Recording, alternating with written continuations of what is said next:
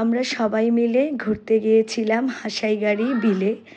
দেখেন কত সুন্দর একটা জায়গা, যেটা দেখলে মানুষের মন ভালো না হয়ে যে কোথায় যাবে আমি জানি না। মানে আমি নওগাঁতে এসেছি ১ মাসও হয়নি। তো নওগাঁতে দেখলাম মানে বিভিন্ন সুন্দর সুন্দর জায়গা আছে। তার মধ্যে এটা এত একটা সুন্দর জায়গা যে বলে বোঝাতে পারবো না। এত সুন্দর পানি, মনে হচ্ছিল যে একটা ঝাঁপ দিই, সাঁতার কাটি, বৃষ্টিতে ভিজি, কিন্তু আসলে এগুলা কিছুই করা যাবে না। তারপরে এই যে সবাই দেখতে থাকেন আমার সাথে, কত সুন্দর জায়গা। আমার বাচ্চাদেরকে নিয়ে গেলাম, সাথে আমার যা ছিলেন, আমার নাতি নাতি বউ ছিল, আমাদের পুলিশের অনেকেই ছিলেন আমাদের সাথে। এই যে দেখেন কত সুন্দর, মনে হচ্ছিল বিশাল একটা হাওরের মাঝে আমরা। আমি অবশ্য সিলেটের মেয়ে, সিলেটের ওদিকে তো নদী, তারপর বড় বড় হাওরের অভাব নেই। তো অনেক বছর ধরে আসলে সিলেটেও যাওয়া হয় না, এরকম পানি দেখা যায় না।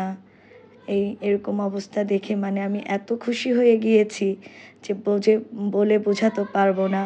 এবং আমার ছোটোবেলাগুলা এত মনে পড়ে গেল যে কি বলবো, মনটা যেমন ভালো হয়ে গিয়েছিল তেমন খারাপও হয়েছে।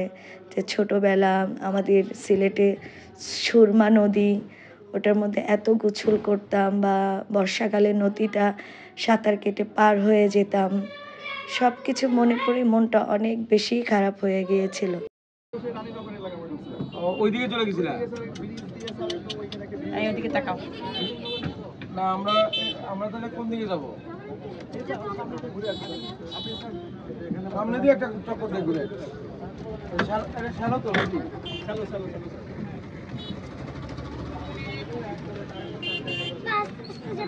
শ্যালো সুন্দর করে যাবে। আস্তে আস্তে নাকি জোরে? জোরে না, আস্তে আস্তে যাবে। এভাবে না? আর একটু শান, তুমি আর একটু মাঝখানে দিকে আরামই বসো। পাবে। চলো শুরু করে আরামই পাবে। কিসের করে যাবে মাঝখানে? এই মাস্কে থাকতে বলছিস না? দেখো দেখো উপরে কি হয়েছে উপরে?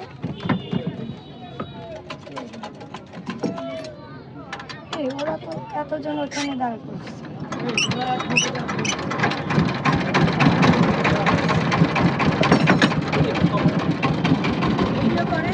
আরে ভয় লাগতেছে। করেন বেজায়। মাঝখানে দিকে বসো ভাই। ভাড়া তোলো, ভাড়া তোলো।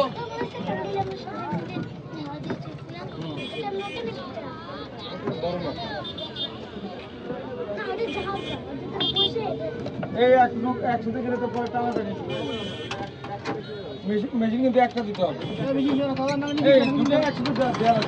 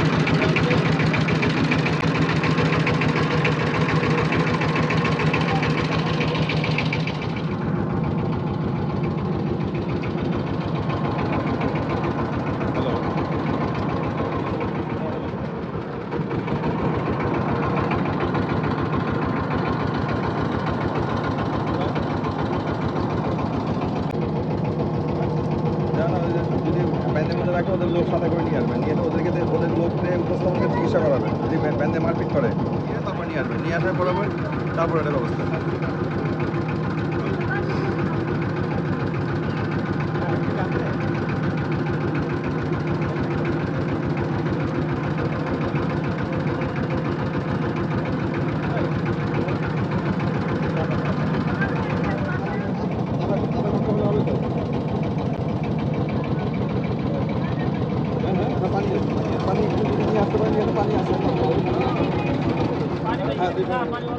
স্যার এটা হিজল দাস স্যার, এখানেও